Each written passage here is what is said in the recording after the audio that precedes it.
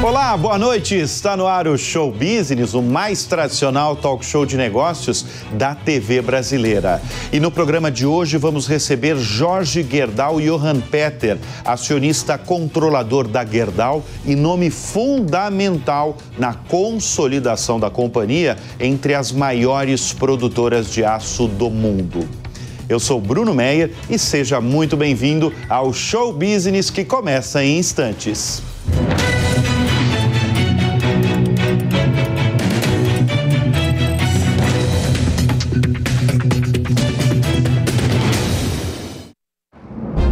Ser gigante. Para a CCR é entregar rodovias seguras. Já para o Antônio é garantir comida para os brasileiros. Para a CCR, ser gigante é oferecer mais conexões aéreas. Para a Júlia, é permitir que a vida continue. Ser gigante para a CCR é oferecer um transporte sustentável. Para a Ana, ser gigante é trabalhar para mudar o futuro pela educação. Mover pessoas com excelência é o que nos faz gigantes. CCR 25 anos. Mover o Brasil é para gigantes.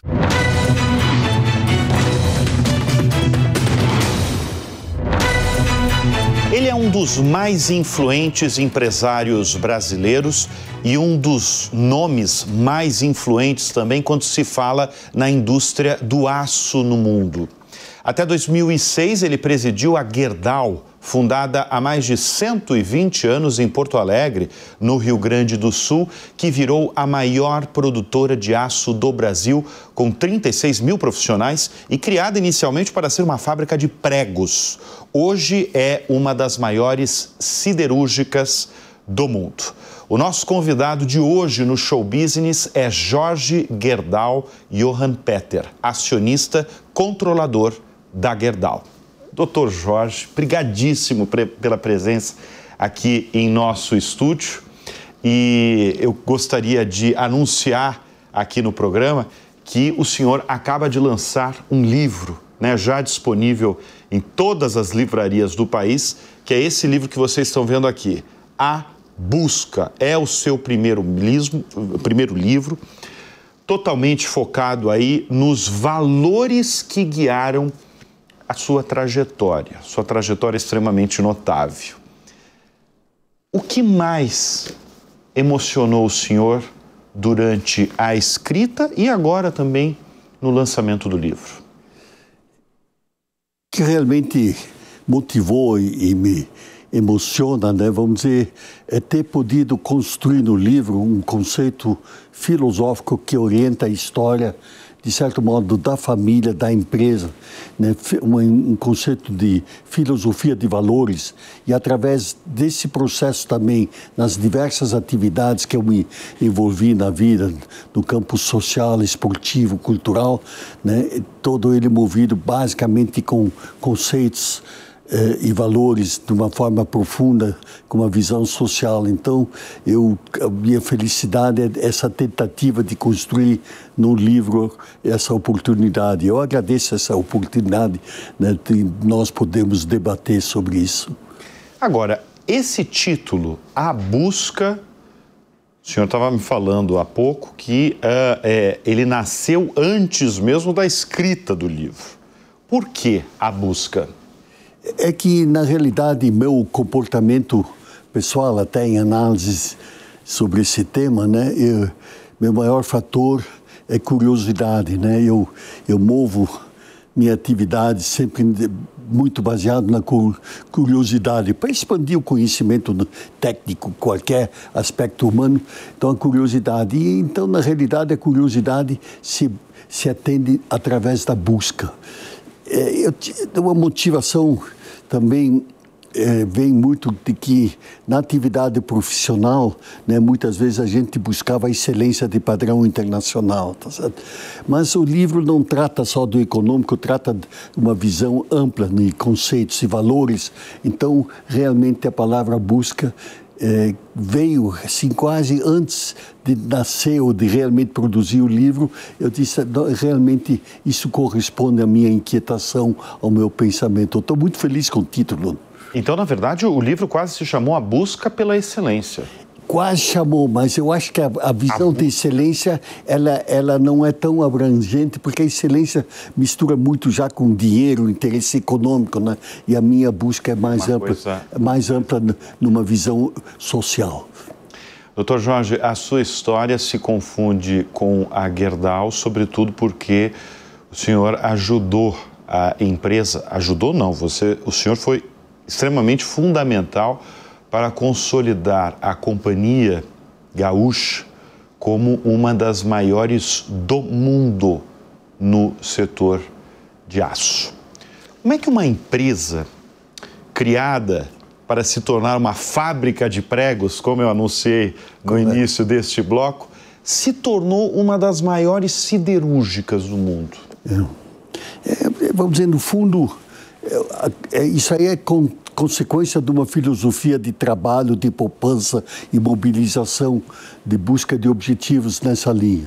Mas o interessante é que nós nascemos pela falta de matéria-prima para produzir o prego, e surgiu a oportunidade de comprar essa empresa siderúrgica rio-grandense, que foi fundada por um grupo de amigos de Getúlio Vargas e está com dificuldades. Então, nós compramos, aliás, meu pai comprou com seus amigos e sócios a siderúrgica rio-grandense para estabelecer autonomia e não dependência de arame importado, certo? E isso foi o caminho da siderúrgica, e essa possibilidade no campo da siderurgia, aí o campo é gigantesco, e foi conquistado primeiro o Rio Grande do Sul, e após essa etapa foi crescendo para as próximas etapas, Brasil lá fora, e depois de conquistar uma posição importante no Brasil, saímos mundo afora.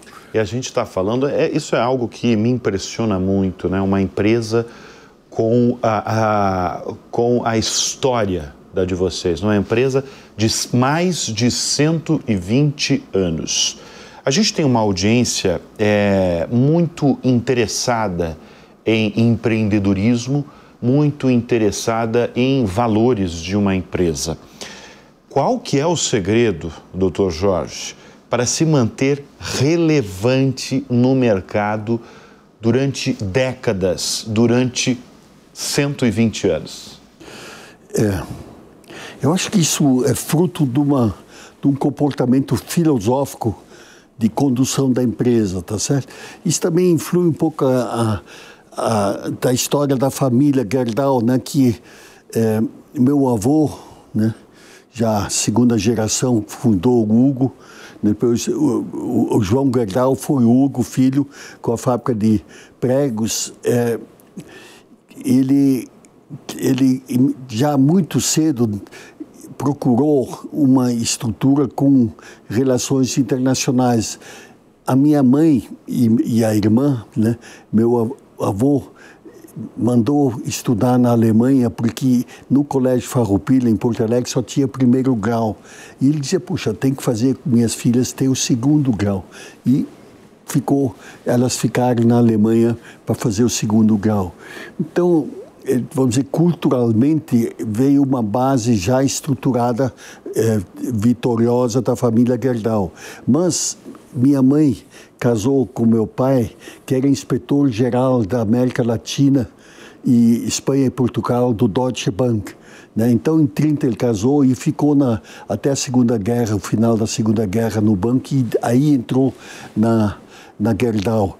E aí foi aquela sorte, né, vamos dizer, de que a minha mãe tivesse casado com um profissional com formação financeira, formação de gestão de recursos humanos, com uma visão estratégica, né, e com inquietações globais, né, pela própria vivência da América Latina toda.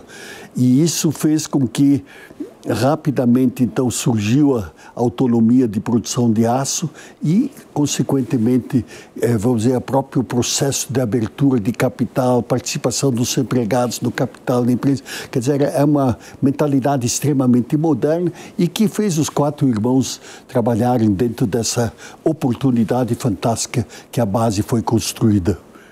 O senhor é um participante ativo do debate político no Brasil. É notório isso. E é muito defensor da indústria e do liberalismo econômico. Jorge Gerdau, quais são hoje as maiores urgências do Brasil? Isso é uma pergunta interessantíssima, né? Porque é interessante, as empresas mais eficientes do Brasil conseguem atingir patamares de produtividade internacional no que concerne a sua responsabilidade.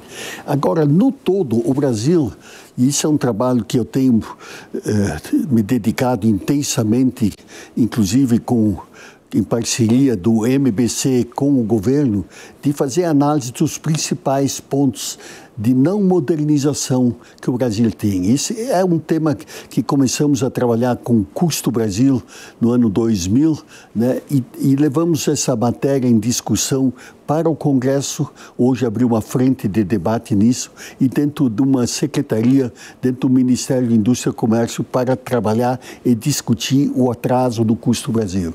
Nós tratamos nesse trabalho, né, sobre 12 itens, no qual tem 4 ou 5 deles que são extremamente pesados e errados na estrutura do Brasil. O valor dessa soma desses 12 itens é 1.500 bilhões, hoje 1.700 bilhões de números macros que o Brasil tem de não competitividade em termos internacionais. Então isso passa pelo processo tributário, pelos encargos na energia, pelo sistema de tributação, intervenção de arrecadações do governo na relação contrato-trabalho, né, nos custos da logística. Então, tomando esses principais pontos, em cada um deles tem 300 ou 400 bilhões de dólares que o Brasil perde, né, por falta de competitividade. Então, nosso esforço, né, e isso vem muito da nossa vivência empresarial de analisar e competir no mundo e também pelas instalações que temos, né? Nós temos uma produção significativa nos Estados Unidos, praticamente igual a 70% do que nós produzimos no Brasil. E se você analisa esses vários fatores, o Brasil tem um atraso de 20, 30 anos na sua estrutura legislativa, negocial, para atingir patamares de produtividade igual ao mundo. Pois é, mas esse tema que o senhor está trazendo aqui no Show Business de produtividade, eu já ouvi de outros empresários que Sim. sentaram aqui nesta cadeira. Sim. O que precisa para o Brasil ser um país mais produtivo? Ele precisa mobilização entre o empresariado e o Congresso e aprovar essas modernizações, tá certo? Então, um momento interessante agora que estamos vivendo na criação da nova estrutura tributária, o IVA, tá?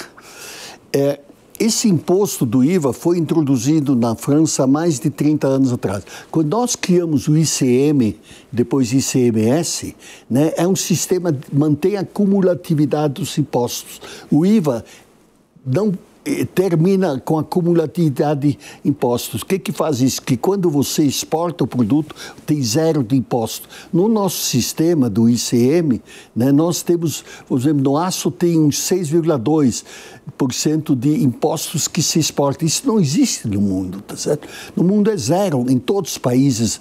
E nós estamos com esse atraso, vamos dizer, uns 20, 30 anos em relação ao que o mundo fez. Eu estou falando no tema IVA, tá certo? Mas se eu tomar o contrato de trabalho no Brasil, operário nosso na empresa, se eu tomo todos os custos que eu tenho sobre a folha de pagamento, o operário leva 47,5% daquele que ele custa. E ainda quando ele vai às compras, ainda tem carga tributária elevada. Enquanto, vamos dizer, se eu pego o nosso faturamento, o custo dos empregados nos Estados Unidos, no Canadá, né, ele leva 75% do que custa para casa. Então, eu tomei agora 2 exemplos, mas eu poderia me estender aí na energia elétrica, né? O custo da energia, o Brasil tem encargos para pagar distorções estruturais, né? E isso leva também a a fazer que o país que tem o melhor custo praticamente dos países maiores produtores de energia, tem o melhor custo do mundo, mas tem os maiores encargos. Nós praticamente dobramos o preço do custo da energia com encargos e tributos. Então, são estruturas, eu diria, quase que medievais na estrutura que tem que ser resolvidos, e só em consequência de uma mobilização empresarial e congresso é que nós vamos vencer isso. Isso, como o senhor pontuou, são apenas 3 exemplos que o senhor deu, né? A gente pode avançar por muitos e muitos setores. No trabalho nós fizemos 12, mas temos 5 que são decisivos. Ao longo do programa o senhor pode falar mais, sem sombra de dúvidas. O Brasil tem solução? Eu diria que tem solução. Nós temos um país, no meu entender, maravilhoso, tá certo, né? Vou dizer, é difícil encontrar um país que tem as condições naturais e o potencial igual ao Brasil, né? Inclusive, pela nossa experiência, quando eu trato a produtividade interna na fábrica, nós atingimos patamares semelhantes aos melhores do mundo, que nem nós temos nos Estados Unidos, coisa assim, certo? Agora, quando eu entro no sistema que sai da fábrica, da relação de trabalho, e entro no sistema tributário, etc. Nos Estados Unidos, nós só temos o livro de débito, crédito e fiscal de Lux e Perkins. Eu não tenho livros fiscais. Não tem um livro fiscal. Eu tenho meia dúzia de livros fiscais. Cada estado ainda tem suas metodologias, municípios também. Então, eu trabalho na papelada fiscal com 130 especialistas no Brasil, Estados Unidos, 0. Então, esse entendimento, vamos dizer, nós temos tido avanços gradativos, mas a tarefa é enorme. Mas eu tenho convicção que nós vamos ter que vencer isso, porque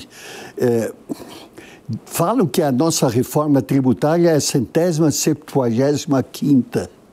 Né? Quer dizer, 174 países já fizeram antes. Eu não tenho pessoalmente a certeza desse número, mas o Brasil deveria ser no máximo o 20º ou 30º país que adotasse essa modernização, pelo seu tamanho, etc., e a importância que o país tem. Então, nós realmente... Agora, isso vem em consequência também do sistema eleitoral, que não é distrital. Então, a conexão real do mercado com o político é tudo muito distante. São fatores importantes que têm que ser trabalhados. Mas eu não perdi a esperança que nós vamos vencer essa luta. Muito bem. Nós temos uma pergunta diretamente do atual CEO da Gerdau, o Gustavo Werneck, que inclusive já esteve aqui no Show Business e tem uma pergunta para o senhor. Oi, Jorge, tudo bem? Um prazer participar do programa junto com vocês e parabéns pelo lançamento do livro. E eu queria te fazer uma pergunta. Eu queria saber o tanto que a história da Gerdau te inspirou em escrever esse livro. Eu tinha essa pendência já há muito tempo de escrever esse livro, mas me preocupava muito que eu não queria fazer um livro que, vamos dizer, a história da Gerdau já está em livros quando fez 100 anos, 120, né? Eu não queria fazer um livro que relatasse muito sobre a história da Gerdau. Eu queria realmente escrever um livro que pudesse ter uma colaboração nesse tema do custo Brasil, de valores, princípios. Então, a motivação está vinculada muito mais numa visão de apoio de evolução social e política global do país e não tanto em relação a uma história da Gerdau. Lógico que a vida, a história da Gerdau, ela contribui muito na construção do livro, mas eu falo de outros capítulos como a saúde, o Iberê Museu, né, Hospital Moinhos de Vento. Então são instituições que, de uma forma ou outra, na educação básica, a importância de modernizar tecnologia de educação básica, são todos campos sociais, né, que pelo tamanho e pela posição da Gerdau nós fomos trabalhando, e assim que o livro, no fundo, vamos dizer, é muito mais uma participação social de um empresário em relação às possibilidades sociais e econômicas do país.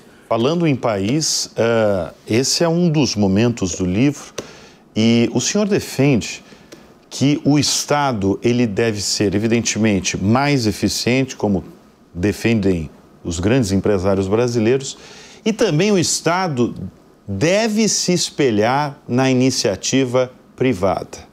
Agora, como isso é possível, hein? Eu acho que esse tema... Eu tenho um conceito assim relativamente simples, né, que nós devemos ter a humildade de olhar, mas tem que fazer benchmark. Você tem que olhar o mundo. Como é que hoje o mundo gerencia as estruturas do país? Então, tem que olhar como pode melhorar a educação, que é o principal ponto, mas outro ponto decisivo, a prosperidade de um país é da mesma forma como do indivíduo, da família, né, ou de uma empresa. O índice de capitalização é que define o crescimento. E nós estamos praticamente no índice de 17% sobre o PIB, como capitalização e investimento do governo. E esse número dos países de maior sucesso é sempre bastante acima de 25%. O melhor exemplo no mundo hoje é a Índia, né, que tem um índice de poupança próximo a 26%, 28% sobre o PIB, enquanto nós temos 17%. E a Índia tem conseguido sistematicamente um crescimento nessa política de 6% a 7% ao ano. Então, nós temos crescimento ao redor de 2%, né, 2,5%, mas a população também cresce mais do que isso, cresceu mais do que isso nos anos 15, 20 anos atrás. Consequentemente, o crescimento econômico per capita, na realidade, é praticamente estagnado. Então, tem que se olhar os exemplos melhores do mundo e fazer benchmark, dizer como é que se faz isso. Porque se eu tomar um país que nem a Índia, que tem problemas estruturais 10 vezes mais complicados que os nossos, até por fatores de religião, etc., consegue fazer crescimento nos últimos anos de 6%, 7% ao ano.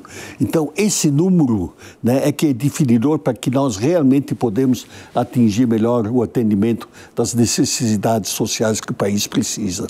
O senhor é fundador de 2 importantes movimentos, né? Como o senhor citou, o MBC, né, o Movimento Brasil Competitivo, e também a ONG Todos pela Educação. Correto. Extremamente conhecida. Desde quando começou esse interesse em se engajar socialmente mesmo? O senhor, como um importantíssimo empresário brasileiro, de fundar movimentos, fundar uma ONG focada na educação? O primeiro passo, vamos dizer, internamente, já meu bisavô patrocinou o telhado da Igreja Evangélica Luterana em Aguro, né? Mas é só para mostrar, vamos dizer, um pouco de uma filosofia norte-europeia, vamos dizer, a consciência de responsabilidade social é bastante desenvolvida nesses países. Mas realmente um passo decisivo foi na década de 80, quando nós tínhamos como consultor o professor Falcone no campo de evolução metalúrgica e siderúrgica, tá certo? Ele era professor da Universidade Federal de Minas Gerais. E aí ele foi buscar consultorias e tecnologias, né, do TQC, Total Quality Control, né, com os japoneses que tiraram isso dos Estados Unidos, do Deming, né, de como melhorar. E esse processo é um conceito de domínio de processo. E através do domínio do processo você atinge maiores produtividades. Nós, nessa década, com engenheiros nossos, acompanhamos essas visitas do Falcone ao Japão, que ele transferiu esse conhecimento. E aí foi um momento marcante nas nossas definições na Gerdau, né, de que através da capacitação e educação do nosso pessoal, nós poderíamos atingir produtividades internacionais, né? Porque quando se via, foi interessante porque um dos engenheiros nossos que acompanhou isso, quando voltou da viagem, disse: Jorge, mas como é que vocês querem atingir isso se no Japão um operário tem praticamente 12 anos de educação básica, né? E tem uma formação absoluta e ainda com cursos profissionais. Quando eu vi isso, eu disse: olha, nós vamos ter que treinar e capacitar nosso pessoal, porque se nós não capacitarmos, nós não vamos chegar aos números de produtividade internacional. Então, aquilo foi, vamos dizer, esse momento de maturação e decisão por impacto desse benchmark mundial que o Falcone fez, né, nos levou e motivou de convencermos que temos que buscar treinamento e eficiência do nosso pessoal, que mesmo não tendo cursos com os níveis de lá, mas treinando, capacitando, você chega lá. Então nós temos conseguido, vamos dizer, dentro dessa capacitação e investimento, nós temos conseguido chegar a números fantásticos. Então, na realidade, por isso a minha confiança no Brasil, né, que realmente esse potencial humano nós temos. Tá? E tem talvez um ponto ainda mais global, mais importante. Nós temos conseguido, no setor primário, índices de eficiência e produtividade internacionais. O Brasil, há 20 anos, era importador ainda de alimentos. E hoje temos uma balança comercial de 400 bilhões de estoques de recursos financeiros provenientes da capacidade exportadora. E no ranking nós só temos uns 10 ou mais produtos que somos o número 1 de produtor no mundo, né? Em soja, seja em milho e não sei quantos produtos mais, arroz, né? E isso veio através do esforço da nossa capacidade, da nossa gente, né? Com tecnologias também desenvolvidas no Brasil, ajustadas às realidades brasileiras. Então, nós temos o exemplo que o país tem capacidade. Então, nós estamos cheios de empresas nacionais com capacidades internacionais. Agora, a estrutura burocrática e estrutural é que tem que ser vencida. O que o senhor sempre buscou num bom profissional? O que é um bom profissional para o senhor? Eu diria que o bom profissional se cria dentro do ambiente da empresa, né? Eu acho que a arte é criar condições de envolvimento emocional com participação no sucesso do trabalho, no desenvolvimento da empresa. Então, a tecnologia de gestão de recursos humanos é um fator decisivo com motivação para atingir essas possibilidades. Tendo oportunidade e motivação, o sucesso vem. E o que é um líder? Essa é uma boa pergunta, sabe? Porque eu sempre brinco assim que líder... Tem líder barulhento e tem líder silencioso. Tem essa diferença? Eu tenho essa experiência e o mundo sabe que faz essa análise, né? Isso é uma coisa de ficar louco, né? Porque eu acho que a liderança se cria, eu acho, por uma emocionalidade interna de querer atingir um resultado e mobiliza a equipe, gente, ideias, conhecimento. Então, o líder, vamos dizer, é uma figura inquieta e dócil na busca de resultados, tá certo? E isso movimenta a equipe toda. Então, quando você consegue criar num ambiente global da empresa esse espírito, você tem condições de vencer. E tem muita diferença entre o líder e CEO. Tem muito CEO que é líder, né? Sim. Agora, tem CEO que é só CEO, né? Eu diria que tem lideranças de CEO que não tem essa condição tão acentuada, né? Mas o mercado é inteligente, o CEO que não é líder não se sustenta a longo prazo. Sustenta a longo prazo, né? Olha só, mais uma vez nós estamos divulgando aqui no Show Business um lançamento editorial que é o primeiro livro, o livro do Jorge Gerdau, A Busca. O nosso espectador mais detalhista está vendo a capa e está vendo um empresário um pouco diferente, porque talvez a imagem que o senhor passa para o mercado é a imagem do homem de aço, mas muito pelo contrário, não tem algo na mão que remeta ao aço, mas tem uma prancha. Por que você escolheu aí fotografar na capa do livro uma prancha, Jorge? Eu fui talvez quase um pouco com o meu pessoal de apoio que na edição do livro, que estimularam essa ideia, porque uma das minhas características, que embora eu tenha um foco profissional absoluto no trabalho empresarial, né, eu no campo social e esportivo tenho várias atividades, tá certo? E eu consequentemente, vamos dizer, quase um certo choque de que Nós, os irmãos, introduzimos o surf do sul do Brasil, Rio Grande do Sul e Santa Catarina, né? Nós estávamos construindo a usina no Rio de Janeiro, e né, nós viajamos muito ao Rio, aí começamos a ver os primeiros surfistas brasileiros. A primeira prancha que aparece aí ainda é de madeirite, não é nem de estiropor. Vocês foram os primeiros, fomos primeiros mesmo, né? Do sul totalmente. Do sul totalmente. E no Rio de Janeiro tinha 4 pessoas que estavam fazendo surf lá, né? Não existia a prancha ainda importada. Então, com isso, nós levamos isso lá para o sul e foi a expansão. Mas eu, fora da atividade, vamos dizer, do surf, né? Eu pratiquei toda a vida hipismo com meus pais, né? Então, eu também criei cavalos para atingir patamares olímpicos com medalhas. Inclusive, meu filho André foi 4º classificado em Olimpíada.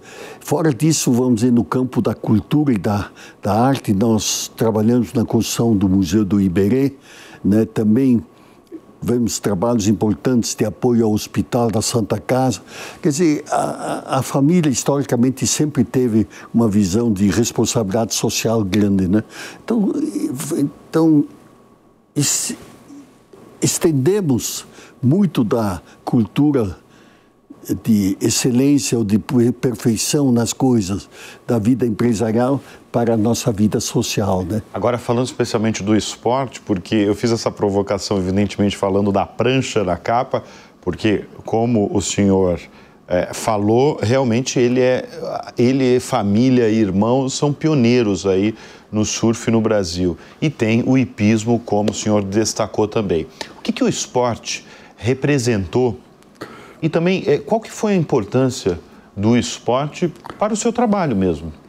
Eu diria que, um pouco olhando o cenário mundial, os países que fazem uma filosofia educativa que nem os Estados Unidos e nasceu principalmente na Inglaterra, né? Eu acho que o esporte é uma peça-chave no processo educativo, né? Ainda bem que temos o futebol, que já nos ajuda muito, mas de forma global, vamos dizer, quando você vê o sistema educativo nos Estados Unidos, o sistema na Inglaterra e depois a Europa como um todo também, né? Eles, através do esporte, capacitam a conjugação social, aprender a ganhar, a perder, né? Saber perder é tão importante como ganhar, né? Então, eu entendo que é um erro não ter permanecido a educação esportiva dentro dos colégios, tá certo, né? É uma falha, porque realmente a visão e a convivência social que o esporte possibilita é muito importante no desenvolvimento de uma liderança de vida. E com a ONG Todos pela Educação, fundada pelo senhor, qual que é a maior demanda, e posso chamar até qual que é a revolução que a gente pode ter na educação brasileira, até para nos tornarmos competitivos, nos tornarmos produtivos como país?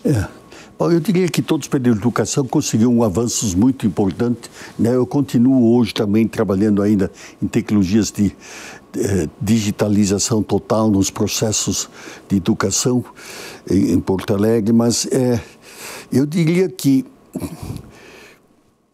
no processo educativo, a educação básica, né, ela é decisiva para que uma base correta do início da educação é decisiva para construir. E aí nós temos, vamos dizer, tecnologicamente tido evoluções, mas no processos gerenciais, o processo político sobre a educação é extremamente falho, né? Vamos dizer, no Rio Grande do Sul, lá em Porto Alegre, nós temos 50 mil professores e tem aposentados 100 mil. A relação normal seria 25, né? Vamos dizer, 2/3 trabalhando, 1/3 aposentado. Então, são distorções estruturais que têm que ser rompidas no processo de gestão de uma forma muito intensa. Então, eu diria que o processo de educação tem condições de avançar, mas é preciso definições, intervenções gerenciais, porque sem gerência não se corrige as coisas. Muito bem, nós estamos conversando com Jorge Gerdau Johan Peter, acionista controlador da Gerdau. Muita história, a gente só está no começo. O Show Business vai fazer uma rápida pausa e volta em instantes.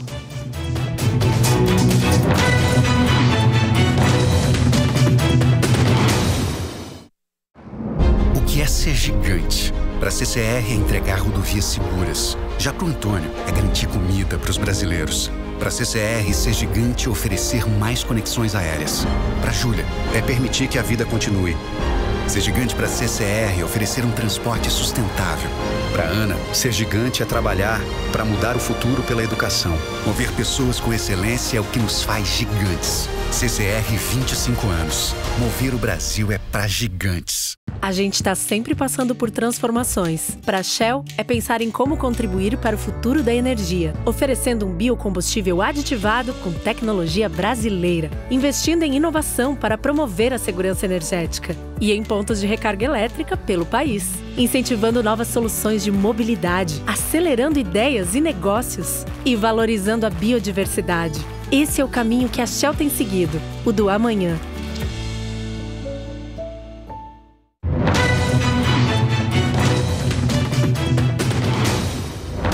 E a gente volta com o Show Business nesta entrevista com Jorge Gerdau e Johan Peter, acionista, controlador da Gerdau e um dos mais importantes empresários brasileiros.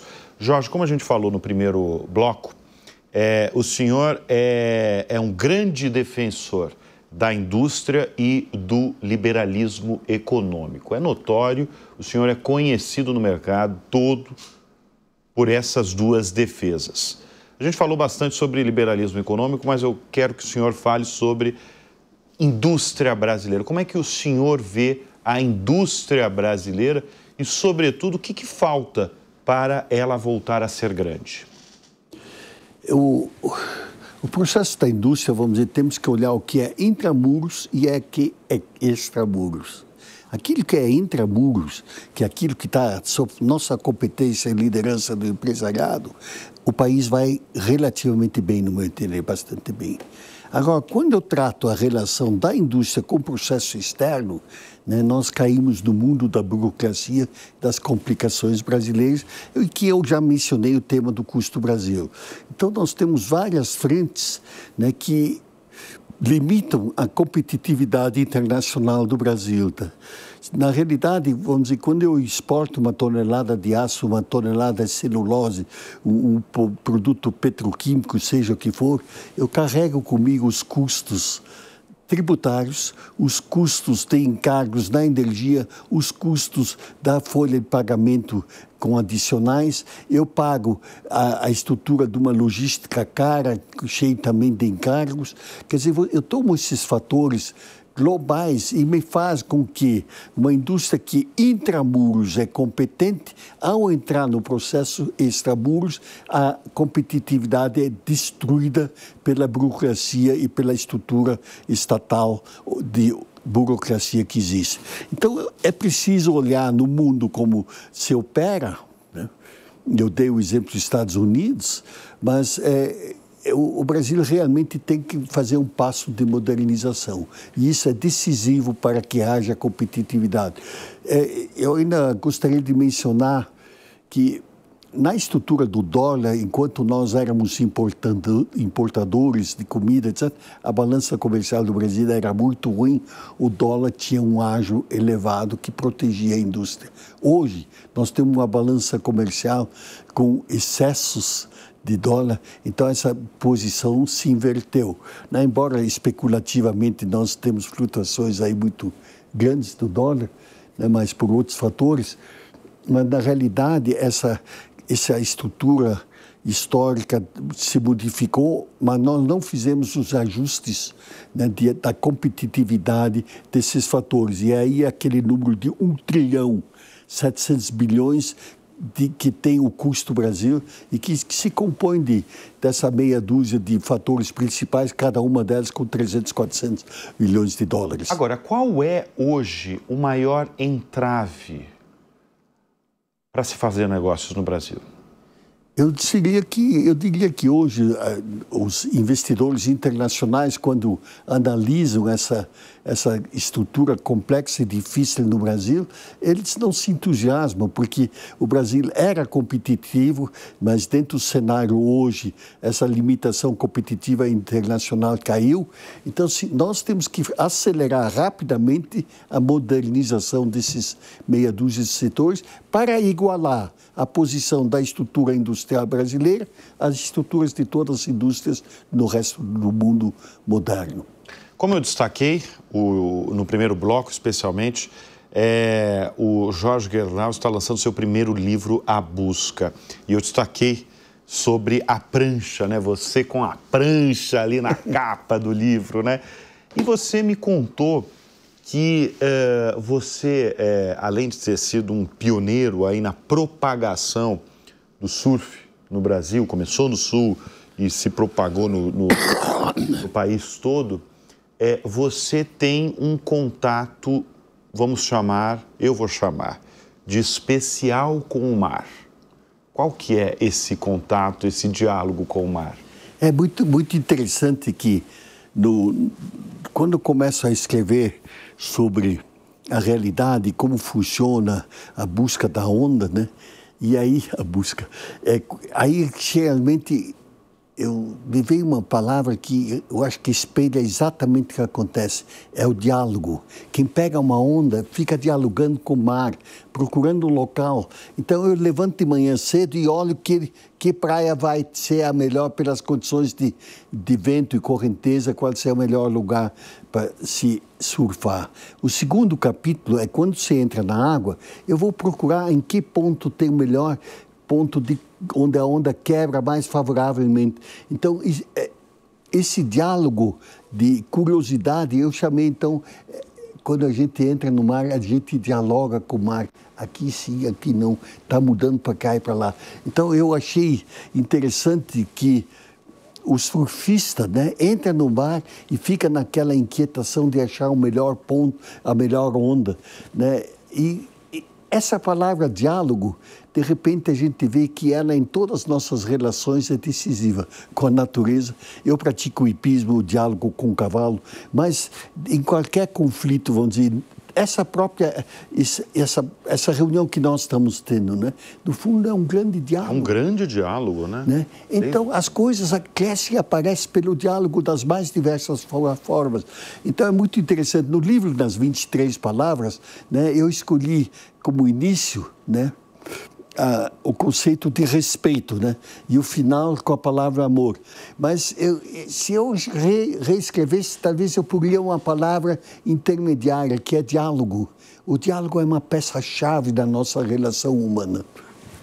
Bom, a gente já está falando em diálogo, vamos introduzir mais uma pessoa para dialogar com a gente nesse cenário aqui do show business, que eu estou falando do Gustavo Werneck, atual CEO da Gerdau, que fez um vídeo especial aí fazendo uma pergunta para o senhor. Vamos acompanhar. Jorge, eu tenho mais uma pergunta sobre o título do livro, que é A Busca. A busca é a busca da excelência em tudo que você fez ao longo da sua vida? Ou tem mais alguma coisa que você ainda está buscando? Excelente pergunta do Gustavo Werneck, CEO da Gerdau. Realmente a pergunta é interessante e cabe, porque por que eu fiquei na palavra busca? Porque a excelência é um tema, assim, dentro da vida empresarial, é muito material, tá certo? Há uma tendência de excelência material, de resultados, lucro, etc., né? E, na realidade, a dimensão da busca, do meu entender, tem uma dimensão social, né, ambiental muito maior. Então, a palavra sem a excelência, eu acho que ela complementa mais essa minha inquietação, né, de buscar a desenvolvimento da inteligência, da capacidade humana dentro de uma visão social. E aí a busca, no meu entender, é uma palavra mais ampla, mais global. E aí eu estou convicto de que a busca no sentido amplo é muito maior e muito melhor. Jorge, o que move o senhor e moveu ao longo de toda a vida dessa trajetória O senhor falou há pouco aí de acordar todas as manhãs e observar qual a praia tem a melhor onda, Sim. Qual é o diálogo com o mar. No fim das contas, o que move o senhor na vida? Eu acho que, no fundo, é a alegria de fazer bem feito as coisas, tá certo? Mas essa inquietação de fazer bem feito e dentro de uma visão mais ampla, né, da consciência de aquele privilégio que nós recebemos de uma boa educação, de uma boa formação, das condições favoráveis, eu acho que aí há uma conta corrente devedora que tem que ser devolvido, tá certo? Então, eu acho que isso leva, uma vez dada a dimensão, né, é a tentativa de ser útil, né? Eu, assim, pessoalmente, vamos dizer, ter preocupações muito com minha condição de saúde, com os exercícios, no processo de alimentação e o terceiro fator é trabalhar muito, né, para não ter muito tempo de envelhecer. Mas esses 3 pontos, o que é mais importante é a preocupação de ser útil, né? A alegria de poder colaborar e ser útil, seja no campo social, educacional, seja o que for, né? Então, eu acho que sentir-se útil no processo dá uma felicidade enorme. Então, eu no fundo, me movo muito com essa motivação, né? E eu acho que traz muita felicidade. Como é que é a sua rotina hoje? Eu levanto antes das 7, faço todos os dias um exercício das 7 às 8, tá certo? Normalmente, nas segundas-feiras, a primeira reunião que eu faço é com a minha equipe do MBC, todas segundas-feiras, né? Começamos às 8h30, tá?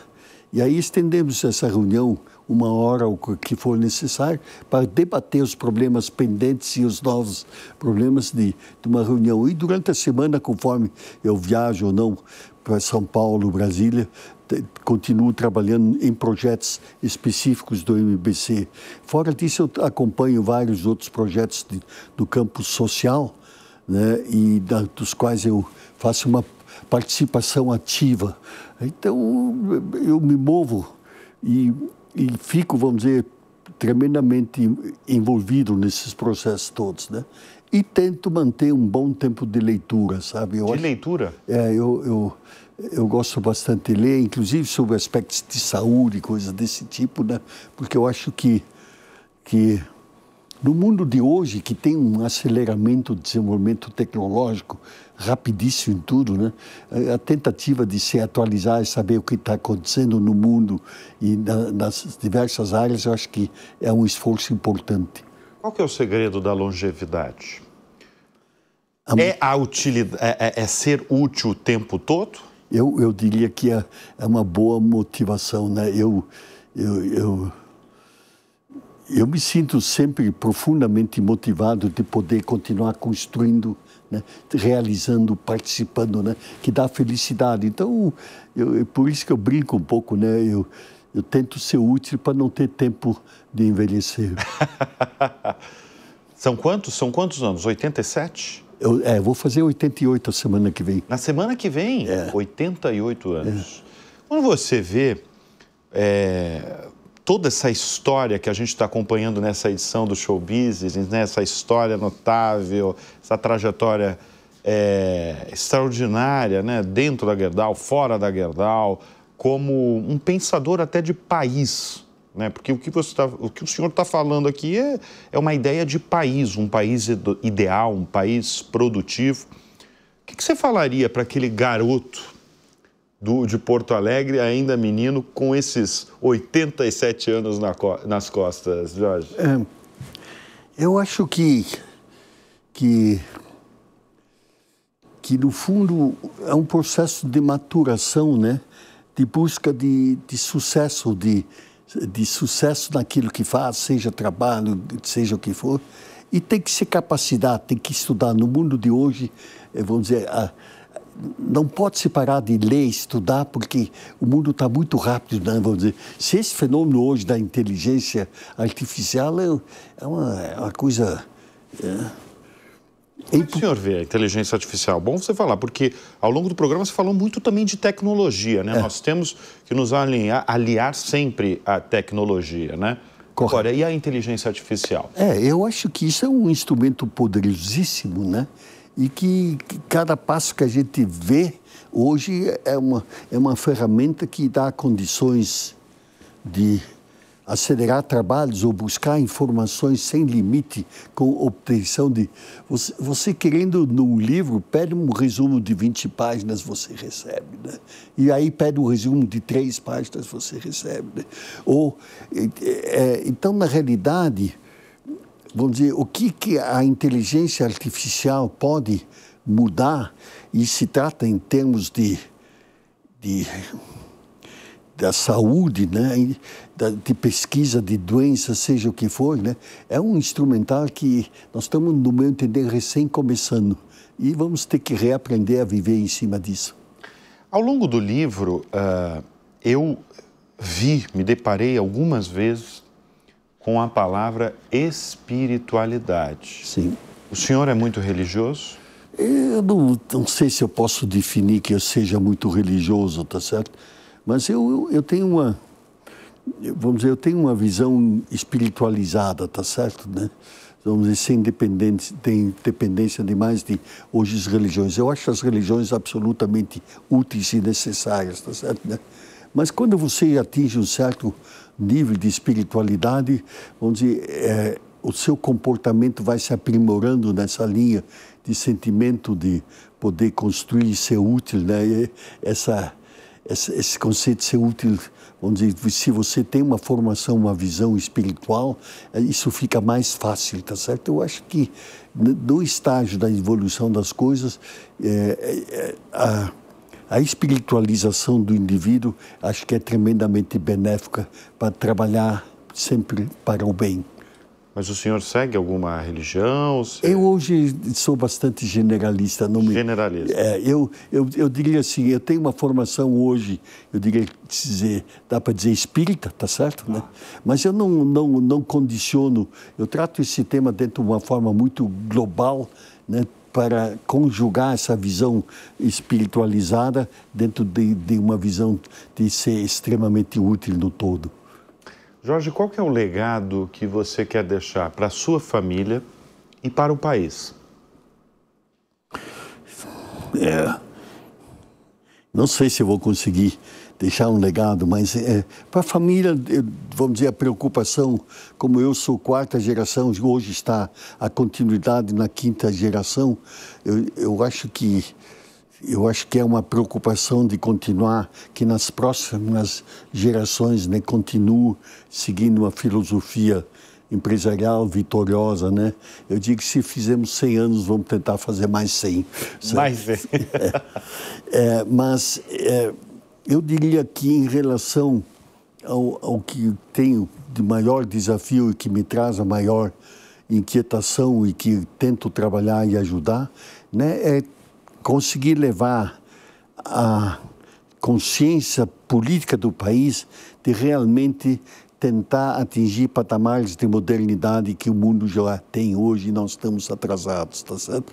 E isso exige mudanças de estrutura e o ajustamento de comportamentos políticos, tá certo? Vamos dizer, inclusive em opiniões sobre voto distrital, coisas desse tipo, né? Que possa modernizar a nossa gestão no sentido de realmente atingirmos uma possibilidade. Eu digo assim, devíamos ter uma meta mínima nesse processo de atingir um nível de desenvolvimento econômico semelhante a Portugal, vamos dizer, que seja lá de 20 e poucos mil dólares, né? Principalmente para poder atender no campo social, né? Da saúde, etc., patamares de padrão e respeito internacional. E para 2025, o senhor está otimista, está realista ou está pessimista? Eu digo em termos de ambiente de negócios no Brasil. Eu sofro uma certa inquietação, né? Porque o Brasil está vivendo um momento, vamos dizer, um pouco de improvisações, de ajustamentos econômicos, financeiros, né? E não olhando uma política de mais longo prazo. Essa deficiência ela não é de hoje, né? Ela já vem se acentuando nos últimos anos, tá? E quando você observa assim como uma empresa, uma família tem que se conduzir, ela olha a médio e longo prazo, né? O país, eu acho que não tem feito um debate da inteligência que quer atingir nos próximos 3 governos, 4 governos, o que é preciso fazer para nós realmente atingirmos um desenvolvimento estrutural, progressivo, repetitivo nos próximos anos, né? Esse debate não está havendo e enquanto nós não entrarmos nele, eu acho que o processo político vai vivendo arranjos, mas não só resolvendo uma estratégia. Agora, com todas as suas andanças, né, o senhor mesmo fala, né, que vive em Brasília, vem muito para São Paulo, né, mora em Porto Alegre. A percepção do ambiente de negócios atual e a curto, médio prazo está como do setor empresarial? Eu digo que o setor empresarial até estamos vivendo momentos razoáveis, né, em termos de crescimento, etc., mas a definição política do país não está clareada, tá certo? Então, se você tomar os processos das bancadas políticas dos partidos, né, com as lideranças principais do país, nós estamos vivendo um certo momento de inquietações para criar um consenso do que realmente é prioritário e importante. Com tantos pontos que a gente se depara no seu primeiro livro, A Busca, tem amor, tem respeito, tem 23, né? 23. 23 pontos. Qual que é o mais importante para você? São as 2 palavras que eu falei, né? Eu acho que a manutenção e a palavra respeito é decisiva em todas as relações, tá certo? De como você trabalha com o menor colaborador da empresa, não é respeito ao sistema político, as correções, quer dizer, então a palavra respeito para mim é chave. E a palavra amor, eu digo o seguinte, né? Para realmente construir, se não houver emoção de amor, de atingir o que precisamos, né, nós não chegamos lá. Qual foi a maior realização da sua vida?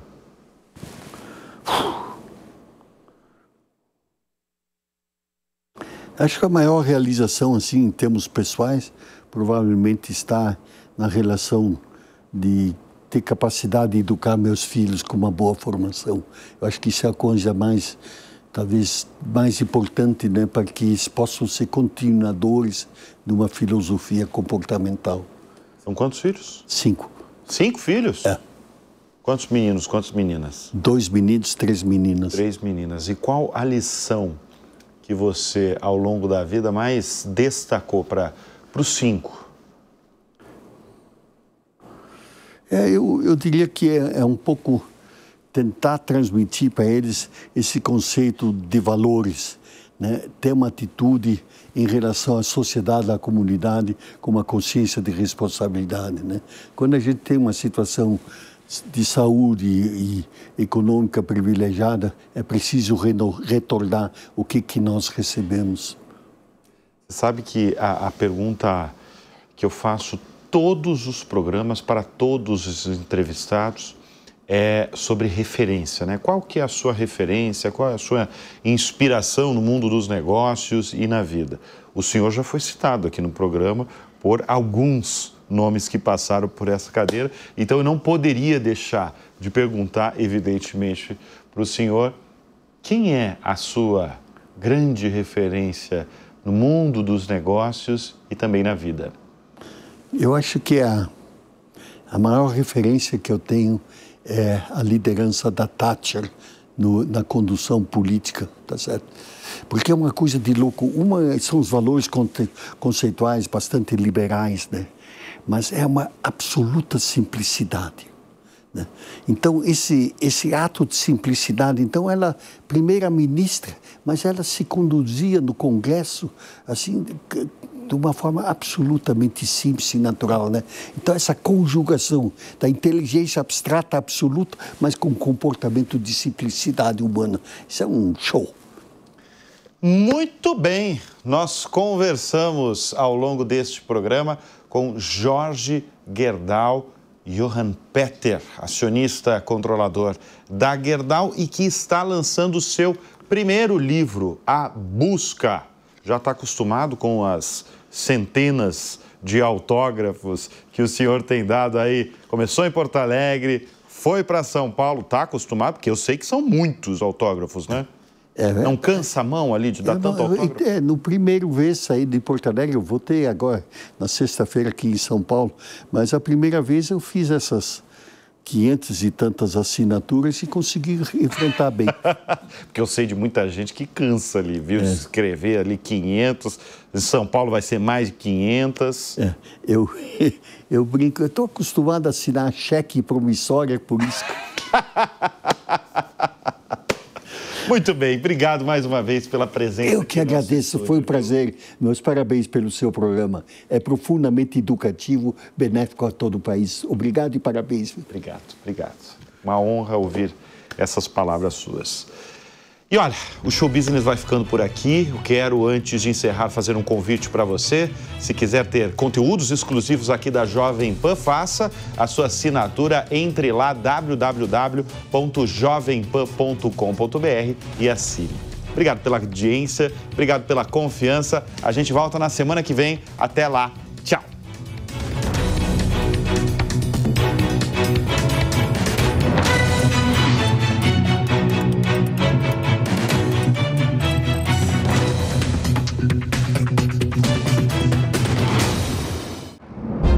Ser gigante. Para a CCR é entregar rodovias seguras. Já para o Antônio é garantir comida para os brasileiros. Para a CCR, ser gigante é oferecer mais conexões aéreas. Para a Júlia, é permitir que a vida continue. Ser gigante para a CCR é oferecer um transporte sustentável. Para a Ana, ser gigante é trabalhar para mudar o futuro pela educação. Mover pessoas com excelência é o que nos faz gigantes. CCR 25 anos. Mover o Brasil é para gigantes. A gente está sempre passando por transformações. Para a Shell, é pensar em como contribuir para o futuro da energia, oferecendo um biocombustível aditivado com tecnologia brasileira, investindo em inovação para promover a segurança energética e em pontos de recarga elétrica pelo país, incentivando novas soluções de mobilidade, acelerando ideias e negócios e valorizando a biodiversidade. Esse é o caminho que a Shell tem seguido, o do amanhã. A opinião dos nossos comentaristas não reflete necessariamente a opinião do Grupo Jovem Pan de Comunicação. Realização Jovem Pan News.